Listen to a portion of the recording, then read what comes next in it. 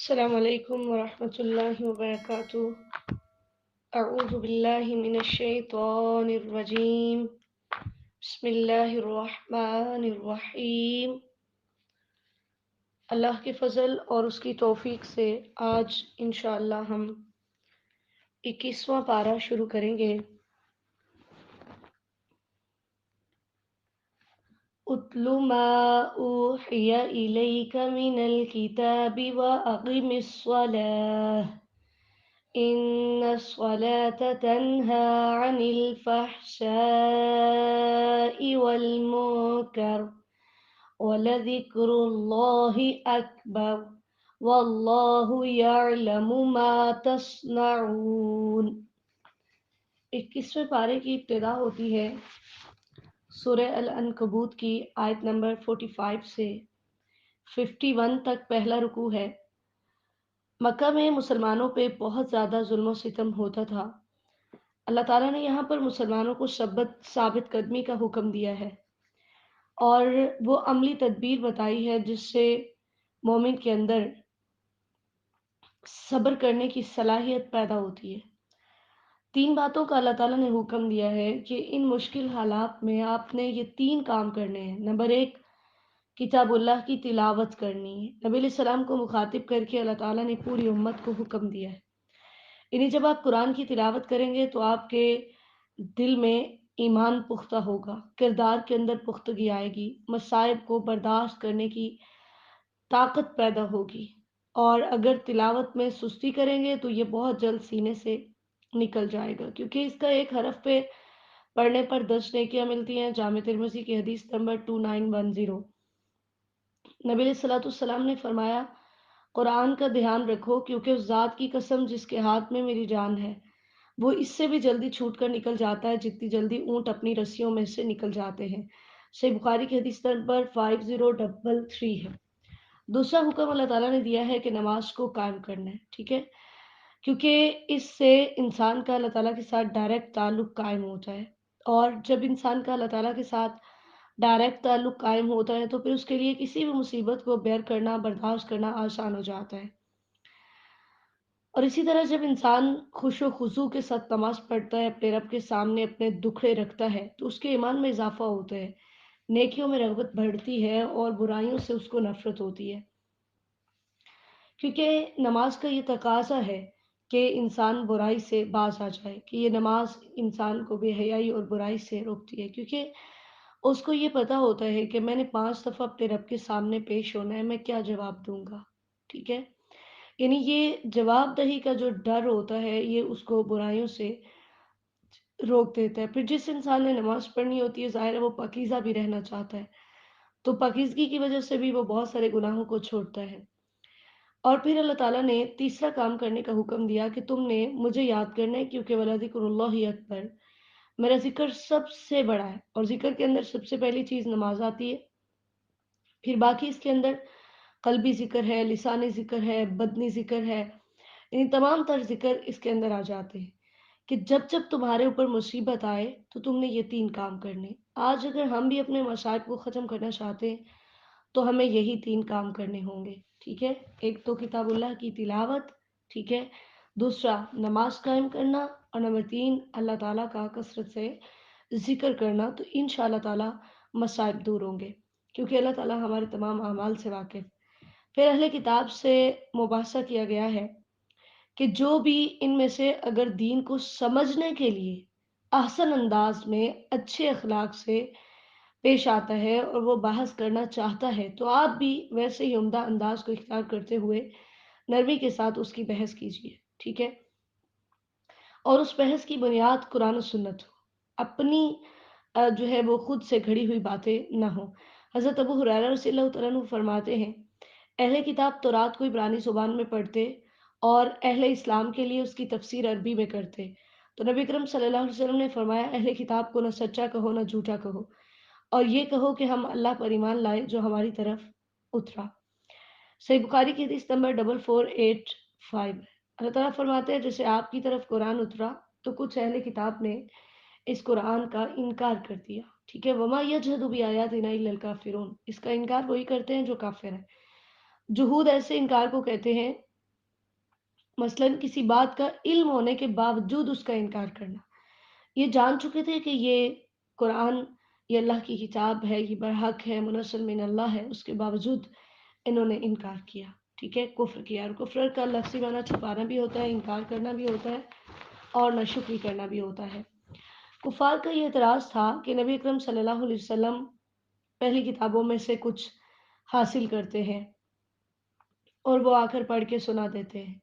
اللہ تعالیٰ فرماتے ہیں کہ نبی علیہ السلام نے جب اس کتاب کو پیش کیا ہے تو آپ ایسے انسان ہیں، ایسی شخصیت ہیں کہ جن کی صداقت کی ان کی پوری قوم بھی معترف ہے، پوری قوم اعتراف کرتی ہے کہ آپ لکھنا پڑھنا نہیں جانتے تھے، ٹھیک ہے، اور اس کے باوجود آپ نے اتنا عمدہ کلام کیا۔ اور نبی علیہ السلام نے خوب بھی اپنے امی ہونے کا اعتراف کیا، آپ نے فرمایا ہم امی لوگ ہیں، لکھنا اور حساب کرنا نہیں جانتے، قمری مہینہ اتنا ہوتا ہے اور اتنا، یعنی کبھی 29 اور کبھی 30 کا۔ صحیح بخاری کی حدیث نمبر 1913۔ اللہ تعالیٰ فرماتے ہیں کہ یہ جانتے ہیں کہ یہ قرآن واضح اللہ کی آیات ہے، اس کے باوجود یہ معجزات مانگتے ہیں۔ تو اے نبی علیہ السلام آپ ان کو کہہ دیجئے کہ میں تو صرف ڈرانے آیا ہوں، معجزہ پیش کرنا میری ذمہ داری نہیں ہے۔ اور بتاؤ قرآن سے بڑھ کر بھی کوئی اور معجزہ تمہیں چاہیے؟ یہ قرآن تو اہل ایمان کے لیے باعث رحمت ہے اور یاد دہانی ہے۔ دوسرا رکوع ہے قل کفی باللہ بینی و بینکم شہیدا۔ ان کو بتا دیجئے کہ اگر تم میری نبوت کی گواہی نہیں دیتے تو کوئی مسئلہ نہیں، کیونکہ میری نبوت کی گواہی دینے کے لیے اللہ ہی کافی ہے جو زمین و آسمان کی ہر چیز کو جانتا ہے۔ پھر تذکرہ ہے کفار کے عذاب کا مطالبہ کرنے کا۔ اللہ تعالیٰ فرماتے ہیں چونکہ ہم نے اس کا وقت مقرر کیا ہوا ہے، اگر وقت مقرر نہ ہوتا تو اچانک ان کے پاس عذاب آ جاتا اور ان کو پتہ بھی نہ ہوتا، اور یہ جان لیں کہ جہنم ہر طرف سے ان کو گھیر لے گی، ان کے اوپر سے نیچے سے ہر طرف سے ان کے پاس عذاب ہی عذاب ہوگا۔ کل نفس ذائقۃ الموت ثم الینا ترجعون۔ اللہ تعالیٰ نے یہاں پر ہجرت کا تذکرہ کیا ہے کہ ایسا مسلمان جو کسی ایسی سرزمین میں رہتا ہے جہاں اس کے لیے اپنے رب کی عبادت کرنا مشکل ہو جائے، تو اس کے لیے اپنے رب کی عبادت کرنا ناممکن ہو، تو اسے چاہیے کہ وہ اس جگہ کو چھوڑ کر کسی ایسی جگہ پر چلا جائے جہاں پر وہ آزادانہ طور پر اللہ تعالیٰ کی عبادت کر سکے۔ اللہ تعالیٰ نے فرمایا کہ ان ارضی واسعہ، میری زمین بہت وسیع ہے، اس لیے تم یہ بہانہ نہیں لگا سکتے کہ وہاں مجھے عبادت کرنے نہیں دی جاتی تھی۔ تو نبی علیہ السلام نے فرمایا جس کی ہجرت اللہ اور اس کے رسول کی طرف ہوئی، اس کی ہجرت اللہ اور اس کے رسول کی طرف ہے، اور جس نے دنیا کی کسی چیز کی طرف ہجرت کی جسے وہ حاصل کرے، یا کسی عورت کی طرف جس سے وہ نکاح کرے، تو اس کی ہجرت اسی چیز کی طرف ہے جس کی طرف اس نے ہجرت کی، یعنی نیت کا سارا عمل ہے۔ صحیح بخاری کی حدیث نمبر 6953 ہے۔ ہر جان نے موت کو چکھنا ہے، اللہ تعالیٰ نے جہاد کی ترغیب دی ہے کہ مرنا تو ہے ہی، اس وجہ سے کیا ہی اچھا کہ تمہاری جان اللہ کے راستے میں نکلے۔ پھر ایمان والوں کے اوپر انعام و کرام کا تذکرہ ہے کہ وہ صبر کرنے والے ہیں، وہ اپنے رب پہ توکل کرنے والے ہیں، تو اللہ انہیں اپنی جنتوں کا مستحق بنائے گا۔ اور پھر یہ بھی بتایا کہ جب کوئی انسان ہجرت کرنے لگتا ہے اس کے ذہن میں یہ آتا ہے کہ اپنا گھر بار اور اپنا کاروبار ہر چیز چھوڑ کے جا رہا ہوں، پتہ نہیں آگے کچھ ملے گا بھی یا نہیں ملے گا۔ تو اللہ تعالیٰ نے فرمایا کہ تمہیں میرے اوپر بھروسہ کرنا ہے، ٹھیک ہے، اور جانوروں کا ذکر کیا کہ کتنے ہی ایسے جانور ہیں جن کا رزق اللہ کے ذمہ ہے۔ اسی لیے رسول اللہ صلی اللہ علیہ وسلم نے فرمایا اگر تم اللہ تعالیٰ پر اس طرح بھروسہ کرو جیسے بھروسہ کرنے کا حق ہے تو تمہیں اسی طرح رزق دیا جائے جیسے پرندوں کو رزق دیا جاتا ہے۔ وہ صبح خالی پیٹ نکلتے ہیں اور شام کو بھرے پیٹ کے ساتھ واپس آتے ہیں۔ جامع ترمذی کی حدیث نمبر 2344 ہے۔ اللہ تعالیٰ نے مشرکین سے پوچھا کہ تم بتاؤ زمین و آسمان کا مالک کون ہے، کس نے ان کو پیدا کیا، کس نے سورج چاند کو مسخر کیا؟ تو اللہ تعالیٰ فرماتے ہیں یہ بھی اس بات کا اعتراف کریں گے کہ اللہ تعالیٰ نے، اور لوگوں کو یہ بھی بتایا کہ ہجرت کرنے سے کسی کا رزق کم نہیں ہوتا، کیونکہ دنیا و آخرت میں رزق کا اختیار تو اللہ کے پاس ہے، چاہے تو کشادہ کر دے اور چاہے تو تنگ کر دے۔ اے میرے نبی ان سے پوچھئے کہ موت و حیات کا مالک کون ہے؟ اس کے اوپر بھی وہ کہیں گے کہ اللہ تعالیٰ، تو پھر آپ کہہ دیجئے کہ ہر طرح کی تعریفات کا مستحق اللہ ہے، لیکن ان کے اکثر کو اس بات کا علم نہیں ہے۔ تیسرا رکوع ہے وَمَا هَذِهِ الْحَيَاةُ الدُّنْيَا إِلَّا لَهْوٌ وَلَعِبٌ، آیت نمبر 64 سے 69 تک۔ اللہ تعالیٰ نے دنیا سے بے رغبتی کے بارے میں ہمیں آگاہ کیا کہ یہ دنیا تو محض کھیل تماشا ہے، اصل زندگی تو آخرت کی زندگی ہے، اس لیے تمہیں اس کے لیے کوشش کرنی چاہیے۔ رسول اللہ صلی اللہ علیہ وسلم نے فرمایا اگر دنیا کی حیثیت اللہ کی نظر میں مچھر کے پر جتنی بھی ہوتی تو وہ کسی کافر کو پانی کا ایک گھونٹ بھی نہ دیتا۔ جامع ترمذی کی حدیث نمبر 2320 ہے۔ پھر تذکرہ ہے انسان کی نیچر کا کہ سمندر کے سفر کے دوران جب کوئی مشکل پیش آتی ہے تو اللہ تعالیٰ کو پکارتا ہے، اور جب وہ مصیبت دور ہوتی ہے تو اللہ تعالیٰ کو بھول جاتا ہے، اور یہ کفران نعمت ہے، یعنی وہ نعمتوں کی ناشکری کر رہا ہے۔ اللہ تعالیٰ ان کو اپنے احسانات یاد دلا رہے ہیں کہ اے مکہ والو، کیا ایسا نہیں ہے کہ ہم نے اس جگہ کو حرم والا بنایا، حرم حرمت والا بنایا، امن والا بنایا، جبکہ ارد گرد کے لوگوں کو کس طرح سے لوگ اچک لیتے ہیں، یعنی ہم نے تم کو امن و امان عطا کیا، تو کیا تم اللہ کو چھوڑ کر اس کی نعمتوں کا انکار کر کے باطل پہ ایمان لاتے ہو؟ یاد رکھو یہ سب سے بڑا ظلم ہے کہ انسان اللہ کے اوپر جھوٹ باندھے یا اللہ کی آیات کو جھٹلائے، اور ایسے لوگوں کا ٹھکانہ جہنم۔ پھر اللہ تعالیٰ نے بتایا وَالَّذِينَ جَاهَدُوا فِينَا لَنَهْدِيَنَّهُمْ سُبُلَنَا، وہ لوگ جو میرے راستے میں کوشش کرتے ہیں میں ضرور انہیں راستے دکھاتا ہوں۔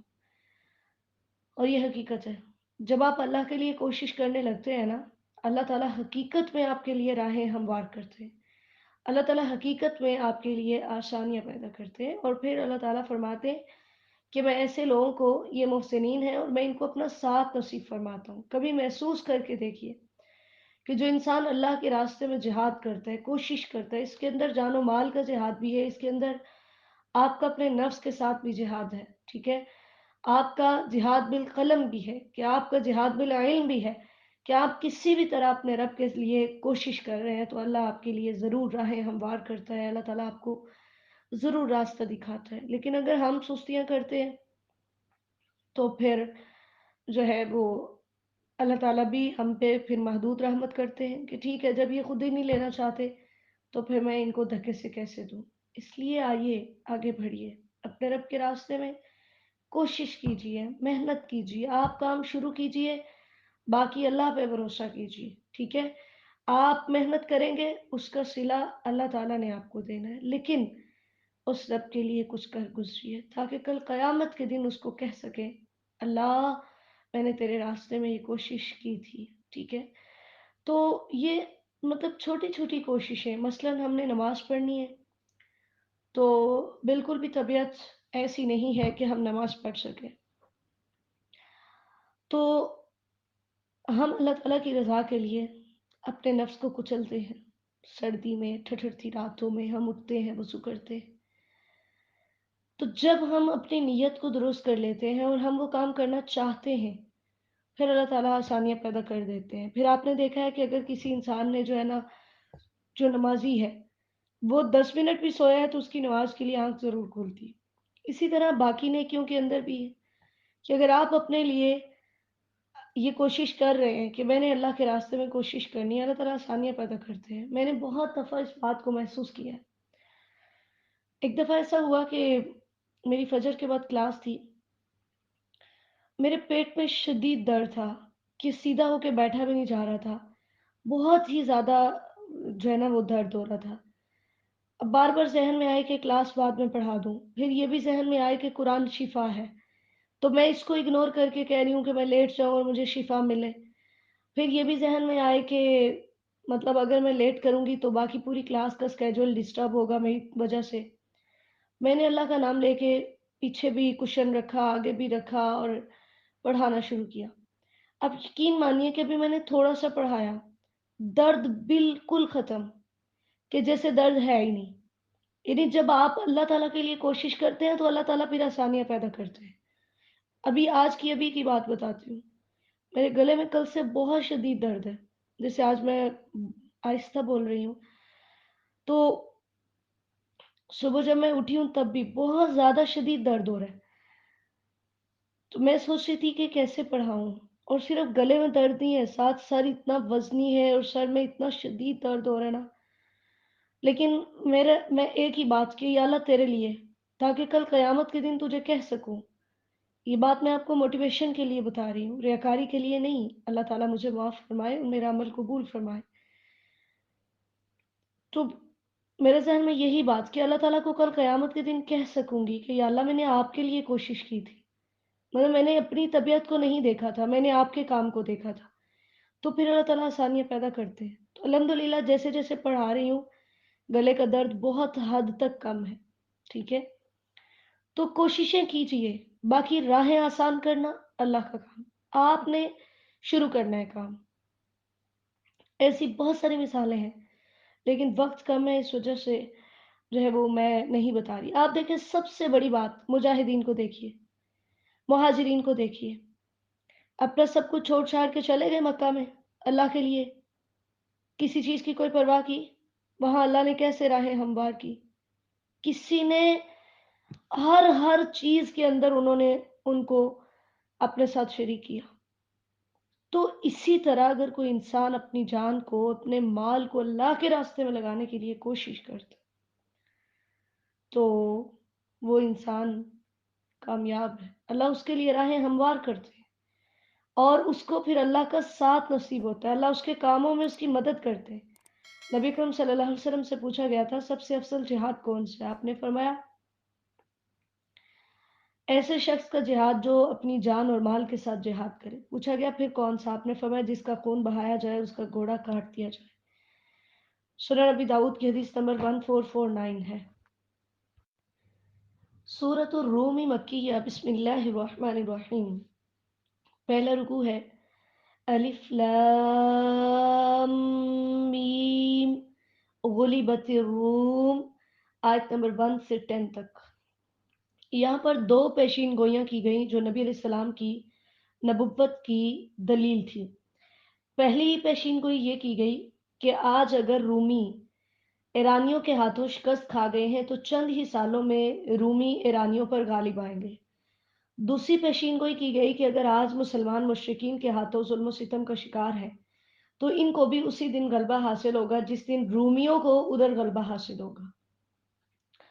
اصل میں مسلمانوں کی جو ہمدردیاں تھی وہ رومیوں کے ساتھ تھی کیونکہ رومی عیسائی تھے، اور مشرکین کی ہمدردیاں ایرانیوں کے ساتھ تھیں، وہ دو خداؤں کے قائل تھے اور آگ کی پوجا کرتے تھے اور ان کی طرح جو ہے وہ بھی مر کر اٹھنے کو نہیں مانتے تھے۔ تو جب مسلمانوں کو خبر ملتی کہ اب آج رومی کامیاب ہوئے ہیں تو مسلمان خوش ہوتے، جب ایرانیوں کی کامیابی کی خبر ملتی تو مشرکین خوش ہوتے۔ تو اللہ تعالیٰ نے یہاں پر دو پیشین گوئیاں کر کے بتایا اور حقیقت میں یہ بات پوری ہوئی۔ آگے ہم پڑھتے ہیں۔ نبی اکرم صلی اللہ علیہ وسلم اور حضرت عیسیٰ علیہ السلام کے درمیان چونکہ 600 سال کا وقفہ تھا، صحیح بخاری کی حدیث نمبر 3948 ہے۔ تو جب آپ کو نبوت ملی تو ایران اور روم کی جنگ چھڑی ہوئی تھی، تو مکہ میں جب خبریں آتی تو کبھی مسلمانوں کو خوشی ہوتی، کبھی کفار کو۔ حضرت ابو بکر رضی اللہ تعالیٰ عنہ کی جو ہے نا مشرکین کے ساتھ بات ہوئی تو آپ نے انہیں کہا کہ چند ہی سالوں کے اندر جو ہے نا وہ رومی غالب آئیں گے۔ آپ نے یوں ہی لوگوں سے سن کر جو ہے نا وہ اس کا تذکرہ نبی علیہ الصلوۃ والسلام سے کیا جا کے، تو آپ نے فرمایا کہ ہاں سن لو، وہ ضرور غالب آئیں گے۔ لیکن حضرت ابو بکر نے یوں کہا تھا کہ 5 سال کی مدت کے اندر اندر جو ہے نا وہ رومی ایرانیوں پر غالب آئیں۔ تو اس کے اوپر نبی علیہ السلام نے انہیں کہا کہ آپ کو مدت مقرر نہیں کرنی تھی کیونکہ بضع سنین، بضع کا لفظ 3 سے 9 تک بولا جاتا ہے۔ جامع ترمذی کی حدیث نمبر 3193 ہے۔ تو اللہ تعالیٰ نے فرمایا للہ الامر من قبل ومن بعد، رومیوں کے مغلوب ہونے سے پہلے بھی ہر کام اللہ کے اختیار میں تھا اور ان کے غالب آنے کے بعد بھی۔ اس لیے یعنی سارے کام جو ہیں وہ اللہ کی مرضی سے ہوتے ہیں۔ اسی وجہ سے نبی اکرم صلی اللہ علیہ وسلم کے بیٹے ابراہیم کی جب وفات ہوئی تو سورج کو یا غالباً چاند کو گرہن لگا، تو لوگوں نے کہنا شروع کر دیا کہ نبی علیہ السلام کے بیٹے کی ڈیتھ ہوئی ہے، اس وجہ سے ایسا ہوا۔ آپ صلی اللہ علیہ وسلم نے فرمایا سورج اور چاند نہ کسی کی موت کی وجہ سے گہنے ہوتے ہیں، نہ کسی کی زندگی کی وجہ سے، بلکہ وہ اللہ کی نشانیوں میں سے نشانیاں ہیں، جب ان کو دیکھو تو نماز پڑھو۔ صحیح بخاری کی حدیث نمبر 1057 ہے۔ اللہ تعالیٰ نے فرمایا یہ صرف ظاہری اسباب کو دیکھ رہے ہیں، آخرت سے غافل ہیں۔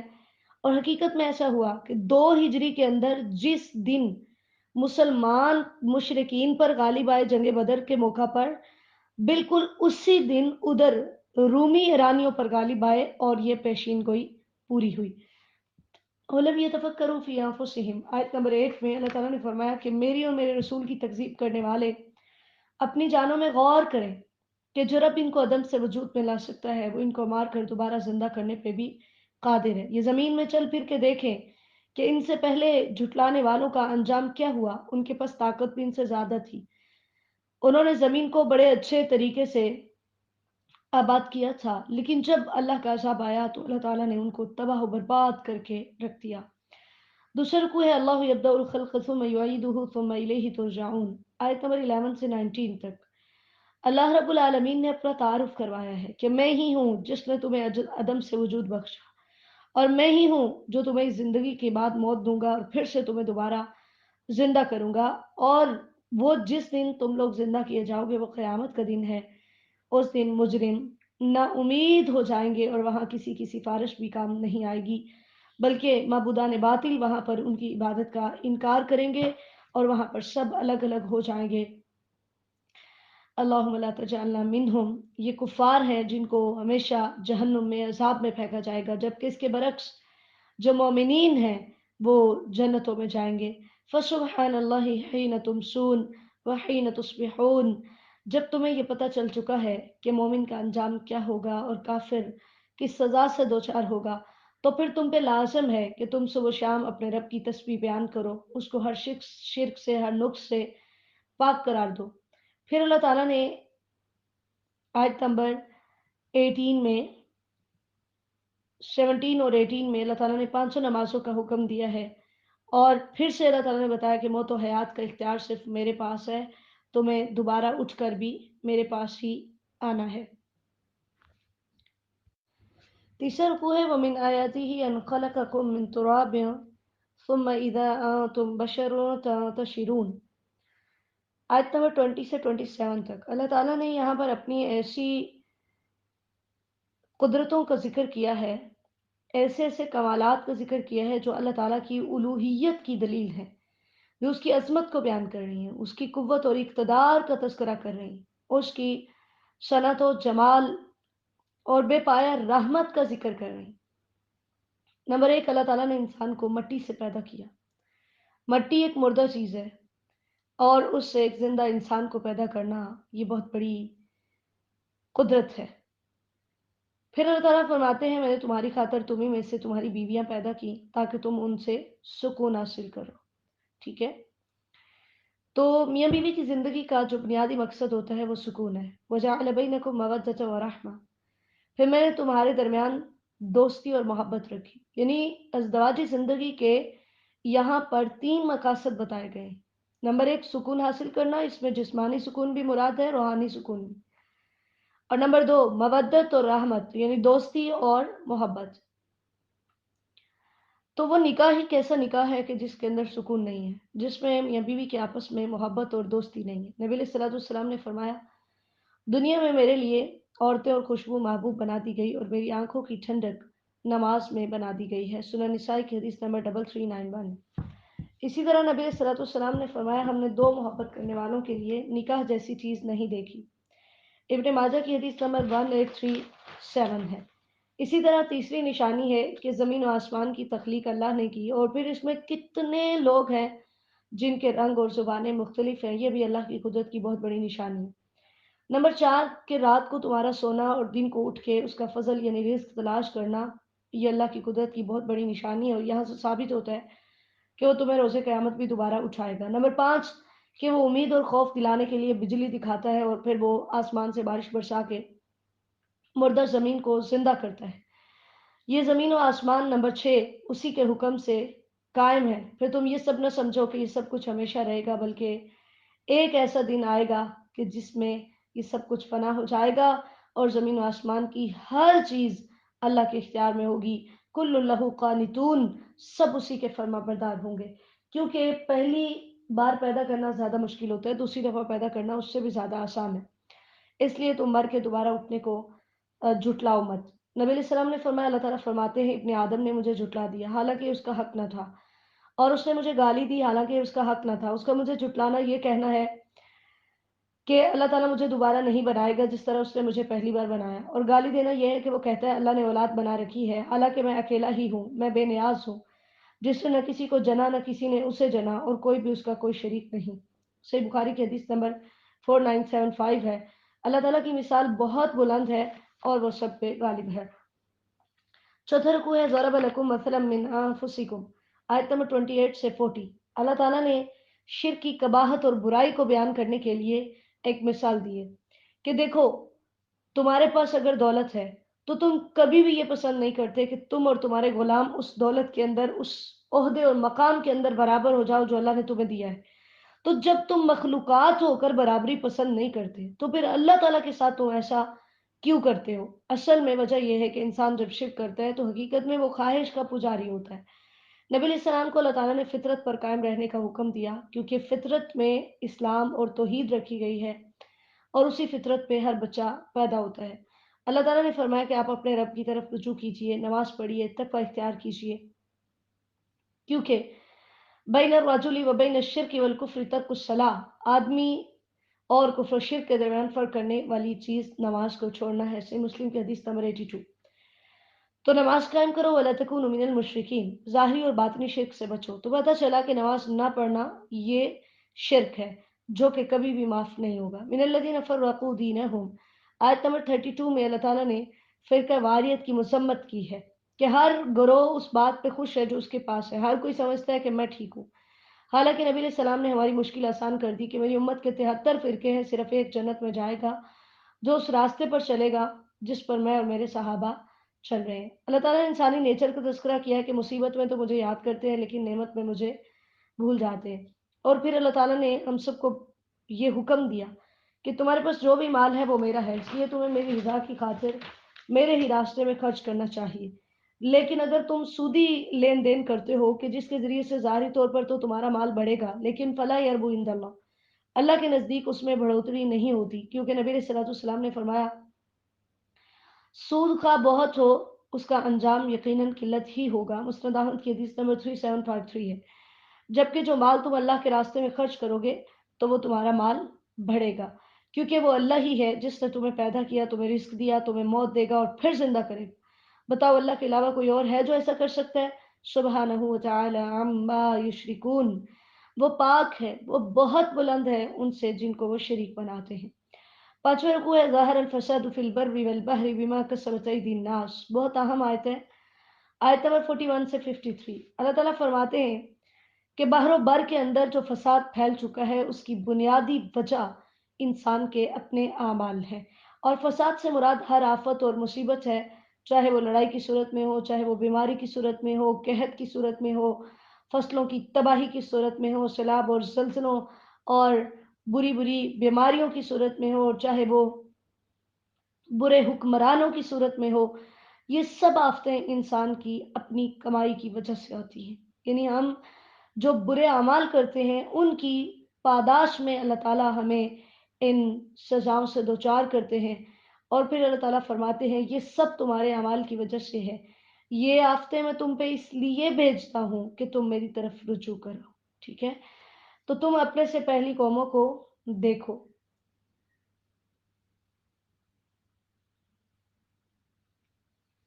کہ اگر وہ برباد ہوئے ہیں تو اپنے اعمال کی وجہ سے، اس لیے اگر تمہارے اوپر اللہ کا عذاب نازل ہو رہا ہے تو وہ بھی تمہارے اعمال کی وجہ سے، اس لیے تم سے یہ ڈیمانڈ ہے کہ تم اس دین اسلام پر قائم رہو۔ ٹھیک ہے، کیونکہ جو کفر کرے گا اس کو اس کا بدلہ ملے گا اور جو ایمان لائے گا اس کو اس کا بدلہ دیا جائے گا۔ وَمِنْ آیَاتِهِ أَن يُرْسِلَ الرِّيَاحَ مُبَشِّرَاتٍ، اللہ تعالیٰ نے یہاں پر اپنی ایک قدرت کا ذکر کیا کہ میں بارش سے پہلے ہوائیں بھیجتا ہوں جو انسان کو آ کر یہ خوشخبری دیتی ہیں کہ اب بارش آئے گی۔ ٹھیک ہے، اور پھر اس پانی سے سمندر میں کشتیاں چلتی ہیں جن میں سفر کر کے تم دور دراز جاتے ہو، رزق تلاش کرتے ہو، وَلَعَلَّكُمْ تَشْكُرُونَ، اور اس پہ تم سے یہ ڈیمانڈ ہے کہ تم میرا شکر کرو۔ پھر اللہ تعالیٰ نے نبی علیہ السلام کو تسلی دی ہے کہ آپ سے پہلے جتنے بھی رسول آئے ہیں وہ اپنی قوموں کے پاس واضح دلائل لے کر آئے، لیکن جب قومیں نہ مانی تو ہم نے ان مجرموں سے انتقام لیا، اور ایمان والوں کی مدد کرنا یہ ہمارا حق ہے، ہم پہ لازم ہے، اس لیے ہم نے مدد کرنی ہی کرنی ہے، تو آپ کو پریشان ہونے کی ضرورت نہیں ہے۔ پھر سے اللہ تعالیٰ نے دوبارہ سے ہواؤں کا تذکرہ کیا ہے کہ جو بادلوں کو اٹھاتی ہیں اور پھر وہ آسمان میں پھیل جاتی ہیں اور پھر ان کے درمیان سے بارش کا نزول ہونا یہ بھی اللہ تعالیٰ کی قدرت کی بہت بڑی نشانی ہے، ٹھیک ہے؟ تو تم دیکھو اللہ کی رحمت کے آثار کی طرف کہ جیسے وہ مردہ زمین کو زندہ کرتا ہے، بالکل اسی طرح وہ مردوں کو بھی مار کر دوبارہ زندہ کرنے پہ قادر ہے۔ اور اے میرے نبی صلی اللہ علیہ وسلم اتنے واضح دلائل سن کر اگر یہ عبرت حاصل نہیں کر رہے، حق کو قبول نہیں کر رہے، تو اس کا مطلب ہے یہ بہرے ہیں، لہٰذا آپ ان بہروں کو نہیں سنا سکتے، آپ ان اندھوں کو نہیں دکھا سکتے، کیونکہ ہماری آیات آپ اسی کو سنوا سکتے ہیں جو ہماری آیات پہ ایمان لاتا ہے، فہم مسلمون، اور جو فرما بردار ہے۔ چھٹا رکوع ہے اللہ الذی خلقکم من ضعف، آیت نمبر 54 سے 60 تک۔ اللہ تعالیٰ نے اپنی قدرت کا تذکرہ کیا ہے کہ میں نے انسان کو کمزوری سے پیدا کیا، ٹھیک ہے؟ یعنی پہلے ماں کے پیٹ میں بہت کمزور ہوتا ہے، پھر اللہ تعالیٰ جب وہ پیدا ہوتا ہے تو اسے قوت عطا کرتے ہیں، نوجوان ہوتا ہے، طاقتور ہوتا ہے، پھر اس طاقت کے بعد اللہ تعالیٰ اسے ضعفا و شیبہ، پھر سے کمزوری اور بڑھاپا عطا کرتے ہیں، یخلق ما یشاء، وہ جو چاہتا ہے پیدا کرتا ہے۔ تو یہاں پر اللہ تعالیٰ نے اپنی توحید کو ثابت کیا ہے اور منکرین قیامت کا رد کیا ہے کہ جو رب انسان کو عدم سے وجود میں لانے پر قادر ہے، کمزوری سے طاقت اور طاقت کے بعد پھر سے کمزوری سے دوچار کرنے پر قادر ہے، اسے دوبارہ پیدا کرنا کچھ بھی مشکل نہیں ہے، ٹھیک ہے؟ تو اس وجہ سے اللہ تعالیٰ فرماتے ہیں کہ روز قیامت جب یہ ہمارے سامنے پیش ہوں گے اور قیامت کی ہولناکیاں دیکھیں گے تو اس ٹائم یہ کہیں گے کہ ہم تو تھوڑی سی دیر ہی دنیا میں رہے تھے، لیکن اس وقت کا ان کا یہ پچھتاوا، یہ ساری چیزیں ان کے کسی بھی کام نہیں آئیں گی، کیونکہ دنیا میں بھی انہوں نے حق کو جان لیا تھا، اس کے باوجود باطل کے سچا ہونے پر قسمیں کھاتے ہیں، اور اس طرح قیامت والے دن جب یہ عذر پیش کریں گے تو ان کا کوئی عذر قبول نہیں ہوگا، کیونکہ اللہ تعالیٰ فرماتے ہیں میں نے ہر چیز کھول کھول کے ان کے سامنے بیان کی ہے، اب یہ نہیں مان رہے تو اس وجہ سے میں نے ان کے دلوں پہ مہریں لگا دی، لہٰذا فاصبر ان وعد اللہ حق، اے میرے نبی صلی اللہ علیہ وسلم آپ صبر کیجئے کیونکہ میرا وعدہ سچا ہے، اور آپ آپ ان کے انکار کو دیکھ کر اپنی ذمہ داری میں کوتاہی نہ کیجیے، ٹھیک ہے؟ یہ آپ کو ہلکا نہ کر دیں، اس وجہ سے آپ کی جو ذمہ داری ہے آپ اس کو نبھائیے۔ سورۃ اللقمان مکیہ، بسم اللہ الرحمن الرحیم، الف لام میم، تلک آیات الکتاب الحکیم۔ پہلا رکوع ہے آیت نمبر 1 سے 11 تک۔ حروف مقطعات سے اللہ تعالیٰ نے اس سورت کی ابتدا کی ہے، اور حضرت لقمان کی بڑی قیمتی نصیحتیں اس سورت میں بیان کی گئی ہیں، اس وجہ سے اس سورت کا نام سورہ لقمان ہے۔ اللہ تعالیٰ فرماتے ہیں کہ یہ آیات بہت ہی واضح ہیں، فصیح ترین الفاظ میں آئی ہیں، اور اللہ تعالیٰ نے اس کے اندر اس طریقے سے ڈراوے اور امیدیں رکھی ہوئی ہیں کہ نیک نفس لوگ اس کے ذریعے سے اعتدال اختیار کرتے ہیں، اور یہ محسنین ہیں جن کے لیے یہ قرآن سراپا ہدایت اور سراپا رحمت بن کر آیا ہے۔ ان کی خوبیاں کیا ہیں کہ وہ نماز قائم کرتے ہیں، زکوٰۃ ادا کرتے ہیں، اور وہ آخرت پہ یقین رکھتے ہیں۔ اللہ تعالیٰ ان کو 2 سرٹیفکیٹ دیتے ہیں کہ یہ اپنے رب کی طرف سے ہدایت یافتہ ہیں، وَأُولَئِكَ هُمُ الْمُفْلِحُونَ، اور یہ کامیاب ہیں۔ پھر لہو الحدیث میں مبتلا ہو جانے والوں کی مذمت بیان کی گئی ہے۔ لہو الحدیث سے مراد ہر وہ بات یا کام ہے جو انسان کو اس کے مقصد کی چیز سے غافل کر دے، اور اللہ تعالیٰ نے فرمایا کہ جو لہو الحدیث کو خریدتے ہیں تاکہ اس کے ذریعے سے لوگوں کو اللہ کے راستے سے بغیر علم کے گمراہ کریں، اور پھر وہ اس دین کا مذاق اڑاتے ہیں، اولئک لہم عذاب مہین، ایسے لوگوں کے لیے رسوا کن عذاب ہے۔ حضرت عبداللہ بن مسعود رضی اللہ تعالیٰ عنہ فرماتے ہیں قسم کھا کر کہ اس سے مراد گانا اور موسیقی ہے، ٹھیک ہے؟ یعنی جو گانوں اور موسیقی کے پیچھے لگ گیا اس کے لیے رسوا کن عذاب ہے۔ نبی علیہ السلام نے فرمایا میری امت کے کچھ لوگ شراب پیئیں گے، اس کا نام اصل کے بجائے اور رکھ لیں گے، ان کے سامنے باجے بجائے جائیں گے اور گانے والیاں گائیں گی، اللہ انہیں زمین میں دنسا دے گا اور ان میں سے بعض کو بندر اور سور بنا دے گا۔ ابن ماجہ کی حدیث نمبر 4020 ہے۔ اللہ تعالیٰ ہمیں محفوظ فرمائے۔ میں امید کرتی ہوں کہ آپ میں سے کوئی بھی انشاءاللہ ان فضولیات میں مبتلا نہیں ہوگا، لیکن اگر کسی کی عادت ہے گانے سننے کی یا ایسی فضولیات کے ساتھ آپ اپنا وقت ضائع کرتے ہیں تو خدا را اللہ کے اس حکم کی وجہ سے ڈر جائیے کہ ان کے لیے دردناک عذاب ہے، رسوا کن عذاب ہے۔ اور یہ سب بےغیرتی ہوتی ہے، اس کے اندر کیا چیز ہوتی ہے جو مفید ہو یا جس سے ہمارا کوئی مقصد پورا ہو رہا ہو، ٹھیک ہے، سوائے بےغیرتی کے اور تو کچھ بھی نہیں۔ مجھے اتنی اریٹیشن ہوتی ہے اور اتنا دکھ بھی ہوتا ہے، غصہ بھی آتا ہے۔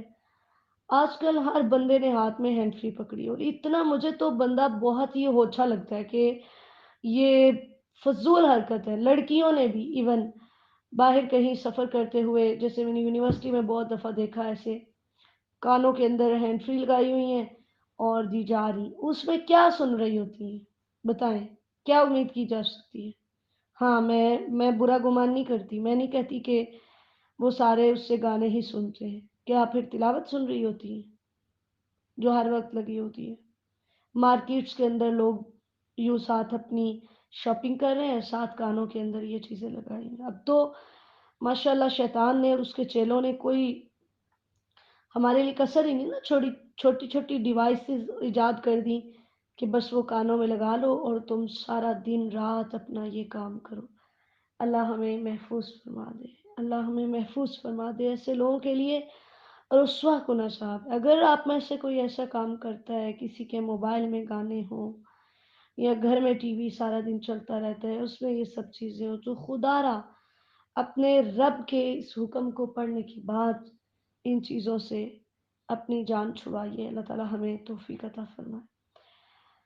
پھر اللہ تعالیٰ فرماتے ہیں کہ جو مومنین ہیں میں انہیں نعمتوں والی جنتیں عطا کروں گا جن کے اندر وہ ہمیشہ رہیں گے۔ اللہ تعالیٰ نے اپنی قدرت کی نشانیاں ذکر کی ہیں کہ میں نے بغیر ستونوں کے آسمان بنائے ہیں اور زمین کو ٹھہرانے کے لیے اس میں پہاڑ گاڑے ہیں، پھر میں اس میں ہر طرح کے جانور پھیلائے ہیں، پھر آسمانوں سے پانی برساتا اور اس میں تمہارے لیے ہر طرح کے جوڑے اگاتا ہوں۔ ھذا خلق اللہ، یہ اللہ کی پیدائش ہے، یہ سب کچھ اللہ کرتا ہے۔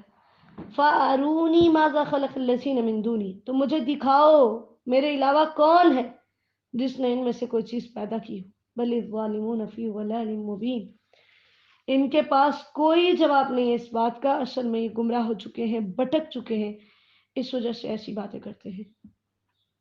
دوسرا رکوع ہے وَلَقَدْ آتَيْنَا لُقْمَانَ الْحِکْمَةَ أَنِ اشْکُرْ لِلَّهِ، آیت نمبر 12 سے 19 تک۔ حضرت لقمان نبی نہیں تھے بلکہ ایک نیک اور حکیم شخص تھے۔ انہوں نے ان کے بارے میں اللہ تعالیٰ نے فرمایا کہ میں نے ان کو یہ حکم دیا کہ انشکر للہ، اللہ کا شکر کرو، کیونکہ جو شکر کرے گا اس کو خود ہی فائدہ ہوگا، اور جو کفر کرے گا اللہ تعالیٰ تو غنی ہے، بے پرواہ ہے، اللہ تعالیٰ کو تو اس کی کوئی پرواہ نہیں ہے۔ شکر کی بنیاد 5 چیزوں پہ ہوتی ہے۔ نمبر 1، شکر کرنے والے کا عاجز ہونا اس کے سامنے جس کا وہ شکر ادا کر رہا ہے۔ نمبر 2، کہ اس کے ساتھ محبت ہے تو ہی اس کا شکریہ ادا کر رہا ہے۔ نمبر 3، اس کی نعمت کا اعتراف کر رہا ہے تو شکریہ ادا کر رہا ہے۔ نمبر 4، کہ اس پر، اس نعمت کے اوپر اس کی تعریف بھی کر رہا ہے۔ اور نمبر 5، نعمت کو وہاں استعمال نہیں کرتا جہاں دینے والا پسند نہ کرے۔ تو لقمان حکیم نے اپنے بیٹے کو کچھ نصیحتیں کی، ٹھیک ہے، کہ وَإِذْ قَالَ لُقْمَانُ لِابْنِهِ وَهُوَ يَعِظُهُ، واعظ ایسی نصیحت کو کہتے ہیں کہ جس میں کسی چیز سے جب روکا جائے تو اس میں ترغیب کے ساتھ ڈرانا بھی ہو، یعنی آپ موٹیویٹ بھی کر رہے ہیں اور وارن بھی کر رہے ہیں، ٹھیک ہے۔ سب سے پہلی بات جو انہوں نے اپنے بیٹے کو سکھائی وہ عقائد کی درستگی تھی۔ کہا بیٹے شرک نہ کرنا، کیونکہ شرک بہت بڑا ظلم ہے۔ پھر اس کے بعد والدین کا حق ادا کرنے کا حکم دیا۔ حضرت معاویہ بن حیدہ رضی اللہ تعالیٰ عنہ فرماتے ہیں میں نے کہا یا رسول اللہ میں کس کے ساتھ نیکی اور حسن سلوک کروں؟ آپ صلی اللہ علیہ وسلم نے فرمایا اپنی ماں کے ساتھ۔ 3 بار آپ نے ایسا فرمایا۔ پھر پوچھا کس کے ساتھ؟ چوتھی بار آپ نے فرمایا اپنے باپ کے ساتھ، پھر اپنے سب سے قریبی کے ساتھ، اور اس کے بعد جو زیادہ قریب ہے اس کے ساتھ۔ سنن ابی داؤد کی حدیث نمبر 5139 ہے۔ اللہ تعالیٰ نے یہاں پر تذکرہ کیا ہے کہ والدین کے ساتھ حسن سلوک، ماں کے ساتھ 3 حق اس لیے ہیں کہ ماں کمزوری پر کمزوری برداشت کر کے اس کو اپنے پیٹ میں اٹھاتی ہے، وَحَمْلُهُ وَفِصَالُهُ فِي عَامَيْنِ، اور اس کا دودھ چھڑانا ہوتا ہے 2 سالوں میں، ٹھیک ہے۔ تو 2 سال مدت ہے، ہم نے دوسرے پارے میں پڑھا تھا۔ بیٹی یا بیٹے کے لیے اس میں کوئی فرق نہیں ہے۔ ان اللہ لطیف خبیر، اللہ تعالیٰ نے یہاں پر اپنی قدرتیں بیان کی ہیں کہ حضرت لقمان نے اپنے بیٹے سے کہا کہ میرے بیٹے اگر کوئی ذرہ برابر بھی چیز کسی چٹان میں ہے یا زمین و آسمان میں ہے، اللہ کا علم اتنا وسیع ہے کہ اللہ اسے لے آئے گا، ٹھیک ہے۔ لطیف اسے کہتے ہیں جو باریک بین ہونے کے ساتھ ساتھ نرم بھی ہو۔ اللہ تعالیٰ نے بتایا ہے ہمیں کہ پھر لقمان حکیم نے اپنے بیٹے کو نماز کو قائم کرنے کا حکم دیا، اپنے بیٹے کو یہ تلقین کی کہ تو نے امر بالمعروف اور نہی عن المنکر کا فریضہ سر انجام دینا ہے، پھر اسے مصیبت پر صبر کرنے کا کہا، اور ساتھ یہ بھی کہا کہ یہ بڑے عزم و ہمت کے کام ہیں، ٹھیک ہے۔ انبیاء کرام علیہ السلام کا فریضہ بھی یہی تھا کہ وہ نماز قائم کریں، لوگوں کو نیکی کا حکم دیں، برائی سے روکیں، اور اس راستے میں پیش آنے والے مصائب پر صبر کریں۔ پھر انہوں نے اپنے بیٹے کو اخلاقیات سکھائے، اپنے بیٹے کو عاجزی سکھائی کہ آپ نے زمین پر اکڑ کے نہیں چلنا، ٹھیک ہے، بلکہ ایسی چال بھی نہیں چلنی کہ جس سے لوگ یہ سمجھے کہ پتہ نہیں یہ بیمار ہے، ایسی پروقار چال آپ نے چلنی ہے کہ جس کے ساتھ آپ بیمار بھی نہ لگیں اور آپ کے اندر تکبر بھی نہ ہو، جیسے نبی علیہ السلام یوں چلتے تھے جیسے آپ ڈھلوان سے نیچے اتر رہے ہو۔ اسی طرح نبی اکرم صلی اللہ علیہ وسلم نے پھر انہوں نے اپنے بیٹے کو اپنی آواز کو پست رکھنے کا حکم دیا کہ سب سے اونچی آواز گدھے کی ہوتی ہے اور اللہ تعالیٰ کو یہ پسند نہیں ہے۔ نبی علیہ السلام نے فرمایا جب تم مرغوں کے چیخنے کی آواز سنو تو اللہ سے اس کا فضل کا سوال کرو، کیونکہ انہوں نے کوئی فرشتہ دیکھا ہے، اور گدھے کی آواز سنو تو شیطان سے اللہ کی پناہ مانگا کرو، اللہ سے شیطان کے شر سے پناہ مانگا کرو کیونکہ اس نے شیطان دیکھا ہے۔ صحیح بخاری کی حدیث نمبر 3303 ہے۔ تیسرا رکوع ہے الم تروا ان اللہ سخر لکم ما فی السماوات وما فی الارض، آیت نمبر 20 سے 30 تک۔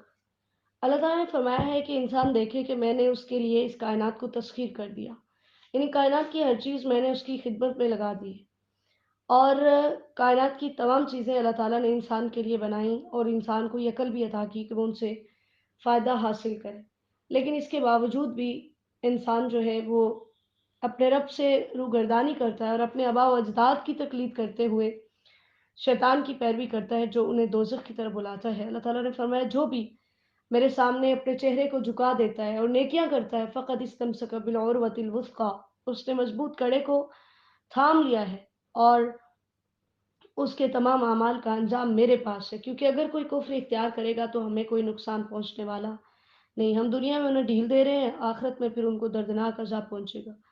پھر مشرکین سے یہ سوال کیا گیا کہ ان سے پوچھے زمین و آسمان کس نے پیدا کیے، لَيَقُولُنَّ اللَّهُ، تو یہ کہیں گے اللہ تعالیٰ نے۔ تو اللہ تعالیٰ نے فرمایا کہ زمین و آسمان کی ہر چیز اللہ کی ہے، وہ غنی ہے، وہ حمید ہے۔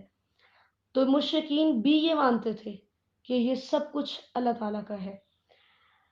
پھر اللہ تعالیٰ نے بتایا ہے کہ میرے کلمات کبھی ختم نہیں ہو سکتے اگر تمام درخت کلمے بنا دی جائیں اور سمندر سیاہی بنا دیے جائیں۔ ہم نے پہلے 15ویں پارے میں بھی اس بات کو پڑھا ہے، اسی وجہ سے نبی اکرم صلی اللہ علیہ وسلم یہ دعا پڑھا کرتے، اللہم انی اعوذ برضاک من سخطک وبمعافاتک من عقوبتک ومنک لا احصی ثناء علیک کما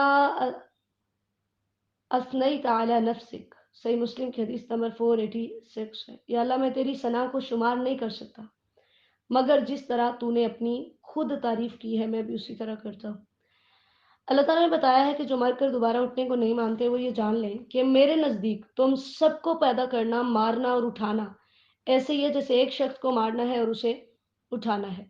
اس وجہ سے تم دیکھو کہ رات اور دن کو میں کیسے بدلتا ہوں، سورج اور چاند کو میں نے کیسے مسخر کیا ہوا ہے، ہر چیز اپنے مدار کے اندر چل رہی ہے۔ یہ اللہ تعالیٰ کی قدرت کی بہت بڑی نشانی ہے، اور یہیں سے پتہ چلتا ہے اللہ ہی حق ہے، اس کے علاوہ جو کچھ ہے وہ باطل ہے۔ وَأَنَّ اللَّهَ هُوَ الْعَلِيُّ الْكَبِيرُ، اللہ تعالیٰ سب سے بلند ہے اور سب سے بڑا ہے۔ چوتھا رکوع ہے الم تر ان الفلک، آیت نمبر 31 سے 34 تک۔ اللہ تعالیٰ کی عظیم قدرت کا تذکرہ ہے کہ وہ کیسے پانی کے اندر کوئی تھوڑی سی بھی چیز جائے تو وہ ڈوب جاتی ہے، لیکن کشتیاں ٹنوں ٹن وزن لینے کے باوجود بھی پانی کی سطح پر تیر رہی ہوتی ہیں۔ یہ اللہ کی قدرت کی بہت بڑی نشانی ہے، ٹھیک ہے۔ پھر مشرکین کی نیچر کا تذکرہ ہے کہ جب سمندر میں کوئی مصیبت آتی ہے اللہ کو پکارتے ہیں، اور جب نجات مل جاتی ہے تو پھر یہ اللہ تعالیٰ کو بھول جاتے ہیں۔ لیکن کچھ ایسے بھی ہوتے ہیں کہ جو درمیانی راہ اختیار کرتے ہیں اور وہ اپنے اس وعدے پر قائم رہتے ہیں، جیسے حضرت اکرمہ رضی اللہ تعالیٰ عنہ تھے کہ انہوں نے اسلام کو قبول کر لیا تھا۔ یا ایھا الناس اتقوا ربکم واخشوا یوما لا یجزی والد عن ولدہ، اللہ تعالیٰ نے فرمایا کہ لوگوں اپنے رب سے ڈر جاؤ، وہ دن بہت سخت ہے جس دن باپ اپنی اولاد کے کام نہیں آئے گا اور بچے اپنے باپ کے کام نہیں آئیں گے۔ اللہ اکبر، اتنا ہولناک دن ہے، اور یاد رکھو یہ دھوکے میں ڈالنے والا شیطان تمہیں دھوکے میں نہ ڈالے، اس کی باتوں میں نہ آنا۔ ان اللہ عندہ علم الساعہ، پھر غیب کی 5 کنجیوں کا تذکرہ ہے۔ نمبر 1، غیب کا علم اللہ کے پاس ہے۔ نمبر 2، بارش کا علم اللہ کے پاس ہے۔ نمبر 3، ماں کے پیٹ میں کیا ہے یہ علم اللہ کے پاس ہے۔ نمبر 4، کوئی کل کو کیا کمائے گا یہ علم اللہ کے پاس ہے۔ اور نمبر 5، کوئی کس سرزمین میں مرے گا یہ علم اللہ کے پاس ہے۔ ان اللہ علیم خبیر، کیونکہ اللہ تعالیٰ سب کچھ جاننے والا ہے اور پوری طرح خبر رکھنے والا ہے۔ اسی وجہ سے نبی اکرم صلی اللہ علیہ وسلم نے فرمایا کہ غیب کی 5 کنجیاں ہیں جنہیں اللہ تعالیٰ کے علاوہ کوئی بھی نہیں جانتا۔ صحیح بخاری کی حدیث نمبر 4777 ہے، ٹھیک ہے۔ اور اسی طرح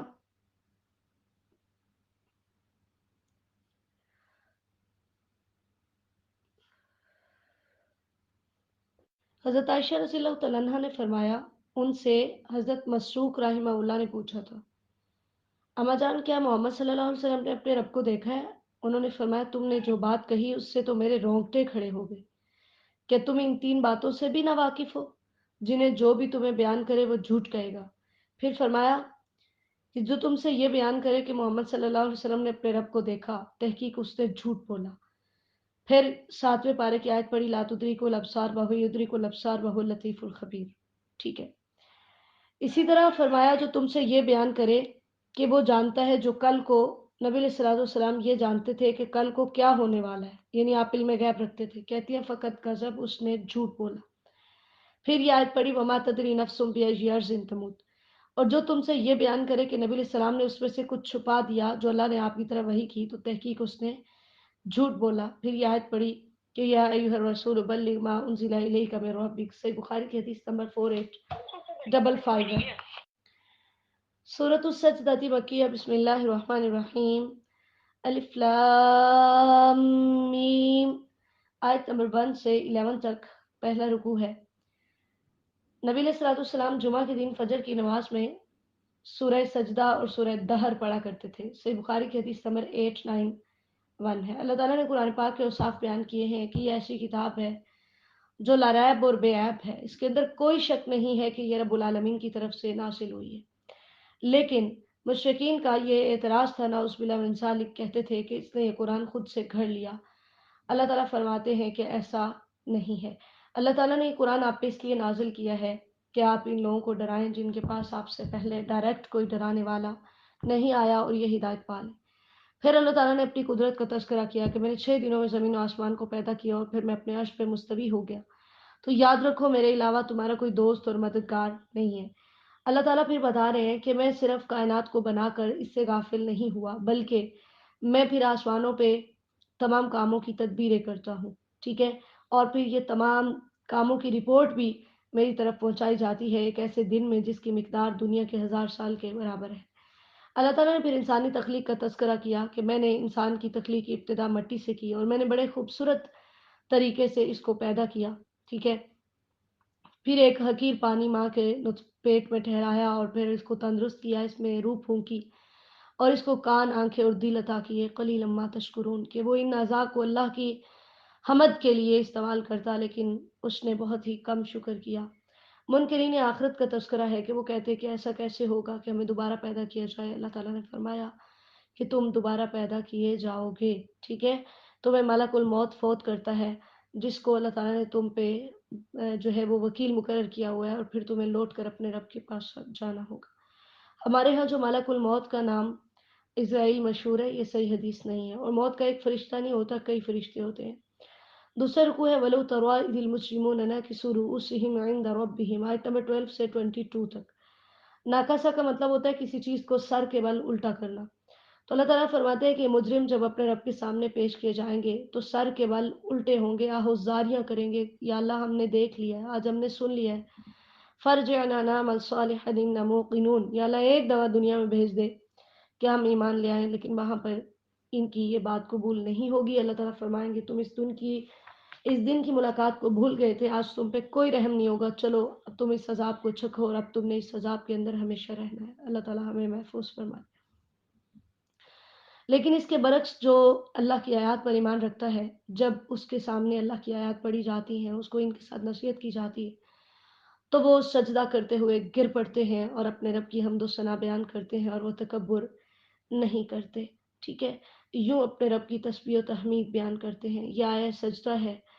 نبی علیہ الصلوۃ والسلام اپنے رکوع اور سجدے میں کثرت سے دعا پڑھتے ہیں، سبحانک اللہم ربنا و بحمدک اللہم اغفر، کہ اللہ تو پاک ہے اے ہمارے رب، اور تیری تعریف کے ساتھ اے اللہ تو مجھے بخش دے، یعنی اللہ کی حمد اور ثنا بیان کرتے ہیں۔ صحیح بخاری کی حدیث نمبر 794 ہے۔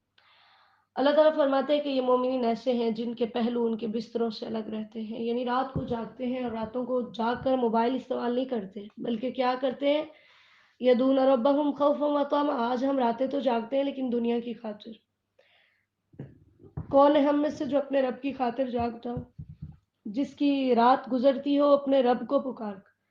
اللہ تعالیٰ نے فرمایا جن کے پہلو ان کے بستروں سے الگ رہتے ہیں اور پھر خوف اور امید کے ساتھ وہ اپنے رب کو پکارتے ہیں اور میرے دیے ہوئے رزق کو میرے راستے میں خرچ کرتے ہیں، ٹھیک ہے۔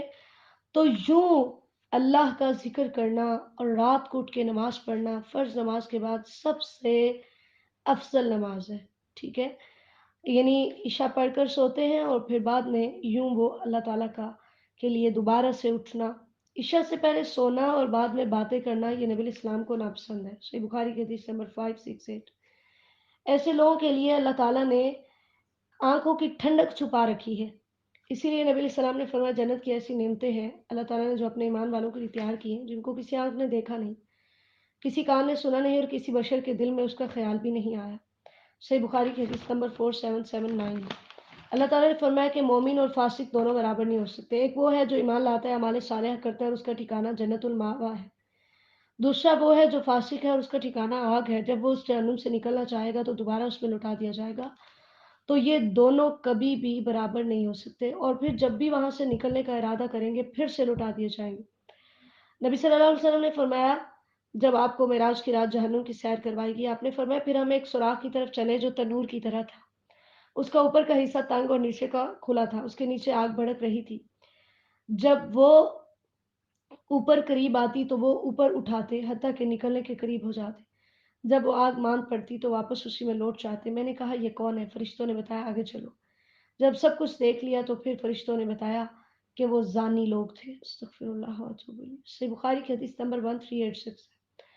اللہ تعالیٰ نے فرمایا کہ اس بڑے عذاب سے پہلے میں دنیا میں بھی ان کو کچھ عذاب چکھاتا ہوں جو اس سے کمتر ہوتا ہے، یعنی کبھی کسی مصیبت میں مبتلا کر کے، کبھی کسی بیماری میں مبتلا کر کے، کبھی کسی آزمائش میں مبتلا کر کے، تاکہ انسان توبہ کرے اور اپنے رب کی طرف لوٹ آئے۔ لیکن ہماری سرکشی میں مزید اضافہ ہوتا ہے جب بھی ہمارے اوپر کوئی آزمائش آتی ہے۔ اللہ تعالیٰ ہماری اصلاح فرمائے۔ تیسرا رکوع ہے وَلَقَدْ آتَيْنَا مُوسَى الْكِتَابَ، آیت نمبر 23 سے 30۔ اللہ تعالیٰ نے بتایا کہ جیسے موسیٰ علیہ السلام کو تورات ہم نے دی تھی، یہ قرآن بھی ہم نے ہی دیا ہے۔ ان کے اندر بھی کچھ ایسے پیشوا تھے جو ہدایت پر چل رہے تھے، جو صبر کرتے تھے اور جو ہماری آیات پہ یقین رکھتے تھے، اور کچھ نہیں مانتے تھے، تو اللہ تعالیٰ سب کے اختلافات کا فیصلہ کرے گا۔ اب ان کو سمجھایا جا رہا ہے کہ تم اپنے سے پہلی قوموں کی طرف دیکھو کہ تم ان کے گھروں میں چلتے پھرتے ہو، جب انہوں نے میری نافرمانی کی تو میں نے ان کو ہلاک کر کے رکھ دیا۔ افلا یسمعون، کیا وہ سنتے نہیں؟ پھر اس طرح اللہ تعالیٰ فرماتے ہیں کہ تم مر کر دوبارہ اٹھنے کو نہیں مانتے۔ تم دیکھو کہ ہم پانی کیسے بنجر زمین کی طرف چلاتے ہیں اور اس سے کھیتیاں اگاتے ہیں جو تم اور تمہارے جانور کھاتے ہو، تو بالکل اسی طرح تمہارے لیے تمہیں مارنا اور زندہ کرنا ہمارے لیے کچھ مشکل نہیں ہے۔ اللہ تعالیٰ فرماتے ہیں جب آپ ان کو عذاب کا وعدہ دیتے تو یہ عذاب کا مطالبہ کرتے کہ جلدی لے آؤ، تو ان سے کہہ دیجئے کہ جس دن وہ فیصلے کا دن قائم ہو گیا اس دن کفار کو ان کا ایمان فائدہ نہیں دے گا۔ فَأَعْرِضْ عَنْهُمْ وَانتَظِرْ إِنَّهُمْ مُنتَظِرُونَ، اے میرے نبی آپ ان سے اعراض کیجئے، آپ بھی انتظار کیجئے اللہ کے عذاب کا کہ ان کے اوپر آتا ہے، اور یہ بھی انتظار کریں۔ سورۃ الاحزاب مدنیہ۔ بسم اللہ الرحمن الرحیم۔ یا ایھا النبی اتق اللہ ولا تطع الکافرین والمنافقین ان اللہ کان علیما حکیما۔ پہلا رکوع ہے آیت نمبر 1 سے 8 تک۔ سورۃ الاحزاب کو سورہ احزاب کیوں کہتے ہیں؟ احزاب حزب ان کی جمع ہے اور حزب گروہ کو کہتے ہیں۔ اس جنگ کے اندر تمام گروہ مل کر مسلمانوں سے لڑنے آئے تھے، اس وجہ سے اس کا نام جنگ احزاب ہے، اور اس کا دوسرا نام غزوہ خندق ہے۔ یہ 5 ہجری کے اندر واقع ہوئی تھی، جس میں کفار کی تعداد 10,000 تھی۔ تو اللہ تعالیٰ نے اس صورت کے اندر بہت سی زمانہ جاہلیت کی رسومات کو توڑا ہے، اور یہ صورت بڑی اہم ہے، آپ نے بہت توجہ سے اس کو پڑھنا ہے، ٹھیک ہے؟ اور اللہ تعالیٰ نے یہاں پر نبی علیہ السلام کی عزت افزائی کے لیے 5 دفعہ یا ایھا النبی کا ذکر کیا اس صورت میں، کیونکہ نبی علیہ السلام کے ذریعے سے ہی اللہ تعالیٰ نے عربوں کی بہت ساری رسموں کو توڑا تھا جو کہ ان کے اندر بہت راسخ ہو چکی تھی۔ تو سب سے پہلے جس رسم کو توڑا وہ منہ بولے بیٹے کو حقیقی بیٹا سمجھنے کی رسم تھی، جیسے نبی اکرم صلی اللہ علیہ وسلم کے بارے میں آتا ہے، حضرت عبداللہ بن عمر رضی اللہ تعالیٰ عنہ فرماتے ہیں، ہم زید بن حارثہ رضی اللہ تعالیٰ عنہ کو زید بن محمد کہتے تھے حتیٰ کہ قرآن اترا۔ صحیح بخاری کی حدیث نمبر 4782 ہے، یعنی یہ نبی علیہ السلام کے منہ بولے بیٹے تھے زید بن حارثہ، تو جو بھی کسی بچے کو اڈاپٹ کرتا وہ اس کا نام اپنی طرف منسوب کر لیتا۔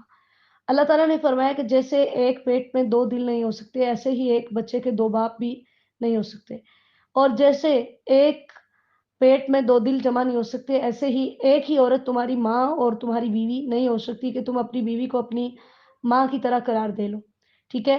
اللہ تعالیٰ نے فرمایا کہ جو تمہارے منہ بولے بیٹے ہیں ان کو ان کے باپوں کے نام سے پکارو، یہ بات زیادہ انصاف والی ہے، اور اگر تمہیں ان کے باپوں کا علم نہیں ہے تو پھر یہ تمہارے دینی بھائی ہیں اور تمہارے دوست ہیں، پھر بھی غیر باپ کی طرف نسبت جائز نہیں۔ نبی اکرم صلی اللہ علیہ وسلم نے فرمایا جس شخص نے اپنے باپ کے غیر کی طرف اپنی نسبت کی اور وہ جانتا ہو کہ وہ اس کا باپ نہیں تو اس پر جنت حرام ہے۔ صحیح بخاری کی حدیث نمبر 6766 ہے، ٹھیک ہے؟ تو آج ہمارے ہاں بہت زیادہ یہ ٹرینڈ ہے بچے اڈاپٹ کرنے کا، تو بچہ اڈاپٹ تو آپ کر سکتے ہیں لیکن اس کی ولدیت تبدیل نہیں کر سکتے۔ پھر اللہ تعالیٰ نے بتایا ہے کہ النبی اولیٰ بالمؤمنین من انفسہم، ایمان والوں کے اوپر ان کی جانوں سے بھی زیادہ نبی علیہ الصلوۃ والسلام کا حق ہے، ٹھیک ہے؟ اسی وجہ سے آپ صلی اللہ علیہ وسلم نے فرمایا تم میں سے کوئی اس وقت تک کامل مومن نہیں ہو سکتا جب تک میں اس کے نزدیک اس سے، اس کے والدین سے، اس کی اولاد سے اور تمام لوگوں سے زیادہ محبوب نہ ہو جاؤں۔ صحیح بخاری کی حدیث نمبر 14۔ اور پھر بتایا کہ نبی علیہ السلام کی بیویاں امت کی مائیں ہیں، عزت و تکریم کی وجہ سے کہ ان کے ساتھ نکاح بھی نہیں ہو سکتا۔ اسی طرح ہجرت کے وقت جب مسلمان ہجرت کر کے گئے تو جب انصار میں سے کوئی فوت ہوتا تو جو بعد میں مہاجرین ہوتے تھے نا وہ ان کے وارث بنتے تھے، تو اللہ تعالیٰ نے بتایا کہ اب وراثت اس اخوت اور بھائی چارے کی وجہ سے نہیں بلکہ رشتہ داری کی وجہ سے وراثت ملے گی۔ ہاں، اگر آپ اپنے کسی دوست کو کے ساتھ کوئی نیکی کرنا چاہتے ہیں تو اس کے حق میں آپ وصیت کر سکتے ہیں۔ پھر اللہ تعالیٰ نے تذکرہ کیا کہ ہم نے نبیوں سے پختہ وعدہ لیا، اور نوح علیہ السلام سے بھی، ابراہیم علیہ السلام سے، موسیٰ اور عیسیٰ بن مریم علیہ السلام سے، کہ ہر نبی سے یہ وعدہ لیا جاتا ہے کہ تو نے اپنے بعد آنے والے نبی کی تصدیق کرنی ہے اور اس پہ ایمان لانا ہے، تاکہ سچوں سے ان کے سچ کے بارے میں پوچھا جائے اور جو کفار ہیں ان کو دردناک عذاب سے دوچار کیا جائے۔ دوسرا رکوع ہے آیت نمبر 9 سے 20 تک۔ یا ایھا الذین آمنوا اذکروا نعمت اللہ، اللہ تعالیٰ نے یہاں پر جنگ احزاب کا تذکرہ کیا ہے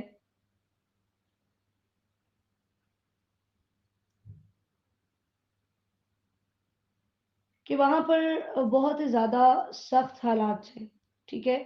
کہ سارے اطراف میں کافر تھے، اور نبی صلی اللہ علیہ وسلم نے حضرت سلمان فارسی رضی اللہ تعالیٰ عنہ کے مشورے سے مدینہ کے ارد گرد، کیونکہ 3 طرف تو باغات تھے اور جس طرف باغ نہیں تھے اس سائڈ پہ آپ نے جو ہے نا وہ خندق کھودی تھی، تو اس وجہ سے دشمن جو تھا وہ ڈائریکٹ نبی اکرم صلی اللہ علیہ وسلم پہ، مسلمانوں پہ حملہ نہیں کر سکا تھا، ٹھیک ہے؟ تو حضرت انس رضی اللہ تعالیٰ عنہ فرماتے ہیں کہ رسول اللہ صلی اللہ علیہ وسلم خندق کی طرف نکلے تو مہاجرین اور انصار سردی میں صبح صبح خندق کھود رہے تھے، ان کے پاس کوئی غلام نہ تھے جو ان کے بجائے یہ کام سر انجام دیتے، تو جب آپ صلی اللہ علیہ وسلم نے ان کی مشقت اور بھوک کو دیکھا تو اللہ تعالیٰ کی بارگاہ میں عرض کیا، اے اللہ، زندگی تو بس آخرت کی زندگی ہے، سو انصار اور مہاجرین کو تو بخش دے۔ صحابہ کرام رضی اللہ تعالیٰ عنہم نے اس کے جواب میں کہا، نحن الذین بایعوا محمد علی الجہاد ما بقینا ابدا، ہم وہ ہیں جنہوں نے محمد صلی اللہ علیہ وسلم کی جہاد پر بیعت کی ہے ہمیشہ کے لیے جب تک ہمارے جسم میں جان باقی ہے۔ تو حضرت انس رضی اللہ تعالیٰ عنہ فرماتے ہیں نبی علیہ السلام کے جواب میں کہتے، اے اللہ، خیر تو بس آخرت کی ہی خیر ہے، سو تو انصار اور مہاجرین میں برکت فرما۔ تو حضرت انس رضی اللہ تعالیٰ عنہ فرماتے ہیں صحابہ کرام رضی اللہ تعالیٰ عنہ کو 2 ہتھیلیاں بڑھنے کے برابر جو دیے جاتے، ان کے لیے اس سے بدلی ہوئی بو والی چربی کے ساتھ کھانا تیار کیا جاتا، جو لوگوں کے سامنے رکھا جاتا، وہ بھوکے ہوتے، یہ کھانا ان کے گلوں میں اٹکتا جس میں ناگوار بو ہو جاتی، لیکن پھر بھی وہ کھا لیتے تھے۔ اور یہی وہ موقع تھا کہ جب نبی علیہ السلام صحابہ کرام خندق کھود رہے تھے تو ایک چٹان آ گئی، انہوں نے کہا ہم سے نہیں کھودی جا رہی، تو نبی علیہ السلام نے فرمایا میں اترتا ہوں۔ آپ اٹھے خندق وہ چٹان کو توڑنے کے لیے، تو آپ صلی اللہ علیہ وسلم کے پیٹ پر بھوک سے پتھر بندھا ہوا تھا، اور اسی موقع پر جو ہے وہ حضرت تھے جابر رضی اللہ تعالیٰ عنہ، جنہوں نے نبی اکرم صلی اللہ علیہ وسلم کی دعوت کی تھی، اور آپ نے انہیں حکم دیا تھا کہ میرے آنے تک ہانڈی بھی نہیں اتارنی اور تنور سے روٹی بھی نہیں نکالنی۔ طویل حدیث ہے، وقت کی قلت کے پیش نظر میں اس کو بیان نہیں کر رہی۔ تو نبی اکرم صلی اللہ علیہ وسلم صحابہ کرام رضی اللہ تعالیٰ عنہ کو لے کر ان کی دعوت پر ان کے گھر پہنچے، تو 1000 لوگ تھے، تھوڑا سا گوشت تھا اور تھوڑا سا آٹا تھا، لیکن 1000 لوگ تھے۔ حضرت جابر رضی اللہ تعالیٰ عنہ فرماتے ہیں وہ 1000 تھے، اور اللہ کی قسم وہ کھا کر کھانا چھوڑ گئے، ہانڈی اسی طرح ابل رہی تھی اور آٹا پکایا جا رہا تھا۔ اللہ اکبر کبیرہ۔ صحیح بخاری کی حدیث نمبر 4102 ہے۔ یہ نبی علیہ السلام کا معجزہ تھا۔ تو اللہ تعالیٰ نے اس وقت کا تذکرہ کیا ہے کہ وہ ایسا موقع تھا کہ جس وقت لشکر تمہارے پاس آئے تھے، پھر ہم نے ایک تند و تیز ہوا بھیجی اور اس کے ذریعے سے ہم نے ان کے خیمے اڑا دیے۔ جنگ خندق کے اندر جنگ نہیں ہوئی تھی۔ نبی علیہ السلام نے کفار کے خلاف بددعا کی تھی، اللہم منزل الکتاب سریع الحساب، اے اللہ کتاب کو اتارنے والے، حساب جلدی لینے والے، اہزم الاحزاب، اے اللہ تو گروہوں کو شکست دے، اللہم اہزمہم وزلزلہم، اے اللہ تو ان کو شکست دے اور انہیں سخت ہلا کر رکھ دے۔ تو حقیقت میں ایسا ہی ہوا۔ تقریباً 1 مہینہ مشرکین نے مسلمانوں کا محاصرہ کیے رکھا، گھیرے رکھا، لیکن مقابلہ نہ ہوا، جنگ نہ ہوئی۔ اللہ تعالیٰ نے ایسی تند و تیز آندھی بھیجی جس نے ان کی ہانڈیاں الٹ دی، ان کے خیمے اکھڑ گئے، ان کے جانور بھاگ گئے، ان کی آنکھوں میں مٹی پڑ گئی، اور وہ جو ہے نا وہ میدان جنگ چھوڑ کے بھاگ گئے، اور یوں مسلمانوں کو فتح ہوئی۔ اللہ تعالیٰ نے بتایا کہ وہ تمہارے اوپر سے تمہارے نیچے سے آ گئے تھے، تم اس قدر پریشان تھے کہ تمہاری آنکھیں پتھرا گئی تھی، تمہارے دل حلقوں تک پہنچ گئے تھے، اور تم اللہ کے بارے میں طرح طرح کے گمان کرنے لگے تھے۔ وہاں پر اللہ تعالیٰ نے تمہیں آزمایا تھا اور ایمان والوں کو سخت ترین ہلایا گیا تھا، یعنی وہاں پر مسلمانوں کے دل میں طرح طرح کے خیال آ رہے تھے۔ تو پھر اللہ تعالیٰ فرماتے ہیں منافقین کا تذکرہ کر کے، جو اپنے بھائیوں سے کہتے تھے کہ تم ہمارے ساتھ ہی رہو، نہ جانا، اور خود بھی یہ بہانہ لگایا کہ ہمارے گھر اکیلے ہیں، اس وجہ سے ہم آپ کے ساتھ نہیں جا سکتے۔ یہاں پر مدینہ کے پرانے نام یثرب کا بھی تذکرہ ہے۔ اللہ تعالیٰ نے فرمایا کہ اگر موت سے ڈر کر جہاد سے بھاگ رہے ہو تو یاد رکھو تم موت سے کبھی بھی بھاگ نہیں سکتے، اور بتاؤ اگر اللہ تمہیں کوئی برائی پہنچانا چاہے تو کون ہے جو تمہیں اللہ تعالیٰ سے بچائے گا؟ ٹھیک ہے۔ پھر اللہ تعالیٰ نے ان کے بخل کا اور ان کی بزدلی کا تذکرہ کیا ہے کہ جب بھی مدینہ سے کوئی آتا تو یہ لوگوں سے پوچھتے کہ ہاں بھئی وہاں کی کیا خبر ہے، اور یہ منافق میدان جنگ میں یوں دیکھ رہے تھے آنکھیں گما گما کے کہ جیسے وہ شخص دیکھتا ہے جس پہ موت کی غشی طاری ہوتی ہے، کہ ان کو یوں تھا کہ پتہ نہیں ابھی بھی دشمن یہاں پہ باقی ہے، حالانکہ دشمن جا چکے تھے۔ تو یہ ان کی بزدلی کی طرف اشارہ تھا۔ تو اللہ تعالیٰ فرماتے ہیں کہ ان منافقین کا یہی رویہ ہے، لہٰذا آپ نے ان کی وجہ سے پریشان نہیں ہونا۔ اگر یہ آپ کے ساتھ رہیں بھی تو یہ خرابیاں ہی پیدا کرتے ہیں، اس وجہ سے آپ پریشان نہیں ہو۔ کہ آپ کے ساتھ نہیں ہے تو اچھی بات ہے، اور اگر یہ آپ کے ساتھ ہوتے بھی تو انہوں نے بہت کم میرے راستے میں لڑنا تھا۔ اسی لیے نبی اکرم صلی اللہ علیہ وسلم نے اس موقع پر جب شکست ہوئی کفار کو، تو آپ نے فرمایا لا الہ الا اللہ وحدہ، اللہ تعالیٰ کے علاوہ کوئی سچا معبود نہیں، وہ اکیلا ہے۔ اعز جندہ، جس نے اپنے لشکر کو غلبہ عطا کیا، ونصر عبدہ، اور اس نے اپنے بندے کی مدد کی۔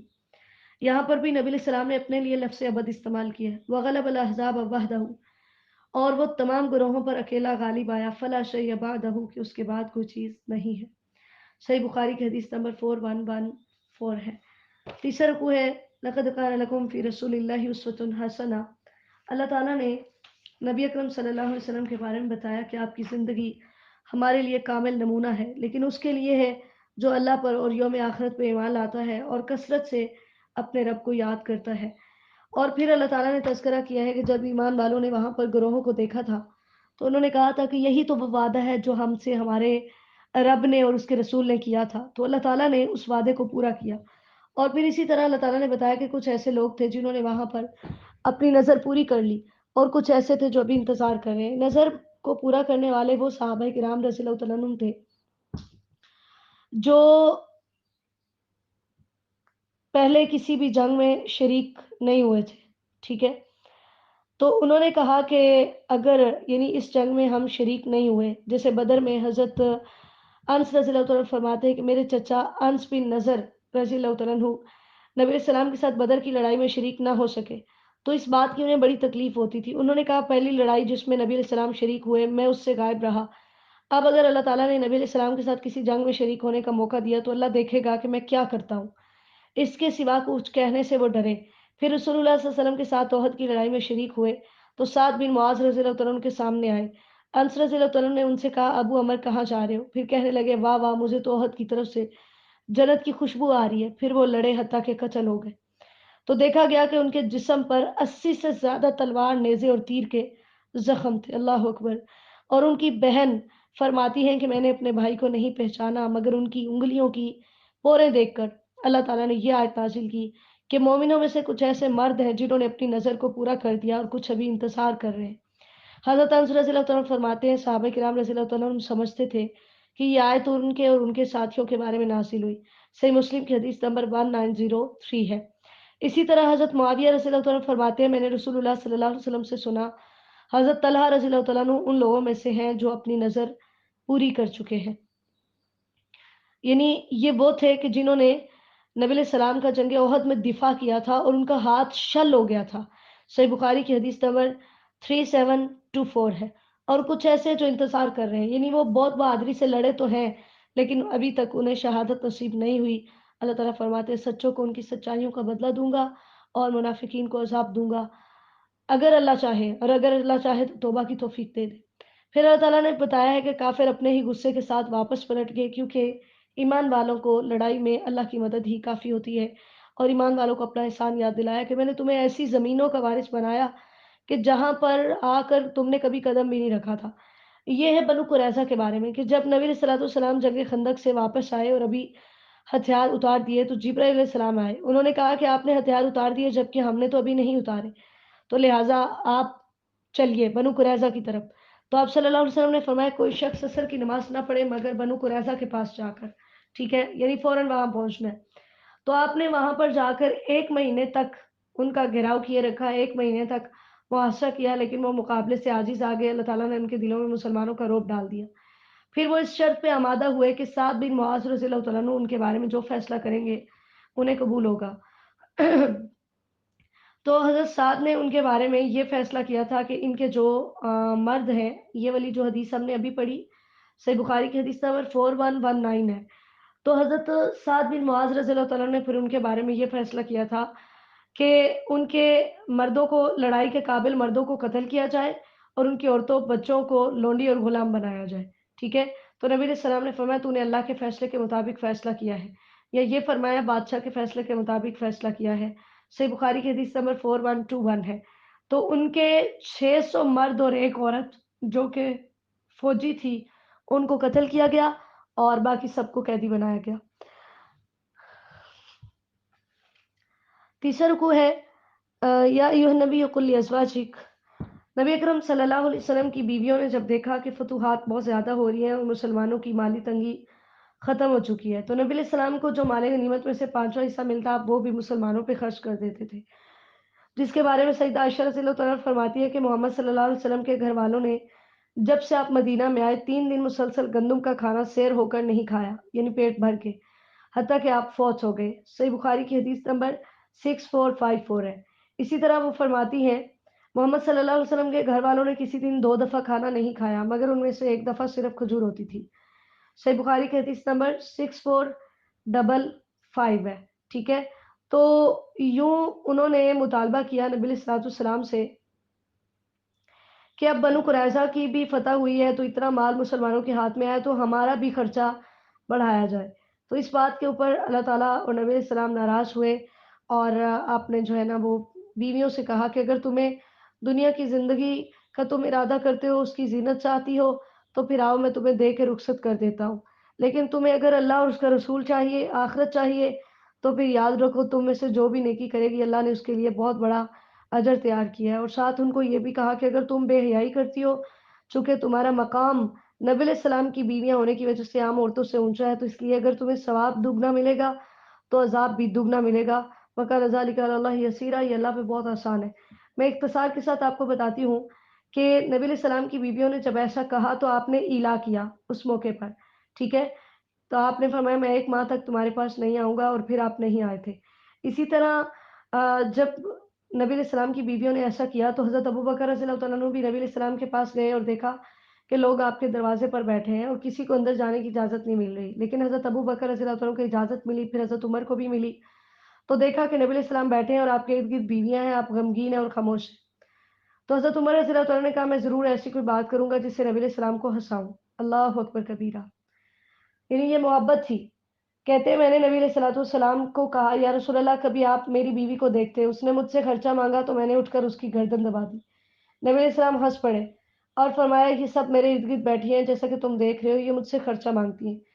हज़रत अबू बकर रज़ियल्लाहु तआला अन्हु हज़रत आयशा जो कि उनकी बेटी थी रज़ियल्लाहु अन्हा, उनकी गर्दन दबाने के लिए खड़े हो गए और हज़रत उमर रज़ियल्लाहु तआला अन्हु अपनी बेटी हज़रत हफ्सा रज़ियल्लाहु तआला अन्हा की गर्दन दबाने के लिए उठे। दोनों कह रहे थे कि तुम रसूलुल्लाह सल्लल्लाहु अलैहि वसल्लम से वो माँगती हो जो आपके पास नहीं है। वो दोनों कहने लगी अल्लाह की कसम हम कभी रसूलुल्लाह सल्लल्लाहु अलैहि वसल्लम से वो चीज़ नहीं माँगेंगी जो आपके पास ना हो। सही मुस्लिम की हदीस नंबर 1475 है। तो इन बीवियों को जब ये इख्तियार दिया गया तो इन्होंने कहा कि हमें दुनिया की दौलत नहीं चाहिए, हमें अल्लाह और उसका रसूल और उसकी मोहब्बत चाहिए। तो फिर अल्लाह ताला ने फरमाया था कि मैंने तुम्हारे लिए बहुत बड़ा अजर तैयार किया है। अल्लाह ताला हमें इन आयात की रोशनी में अपनी इस्लाह करने की तौफीक अता फरमाए। हमारे सगीरा व कबीरा गुनाह माफ़ फरमाए, हमारी नेक हाजात को पूरा फरमाए, हमें दुनिया और आखिरत में कामयाब फरमाए। या अल्लाह हमारी रूहानी जिस्मानी बीमारियां दूर फरमाइए, हम सबसे राज़ी हो जाइए। और एक करीम जो बीमार है शिफाए कामिला अजला नसीब फरमाइए, जो परेशान है परेशानियां दूर फरमाइए। अल्लाह मेरे अकारी से बचाइए। या अल्लाह हमारी ये छोटी छोटी मेहनतें कबूल फरमाइए।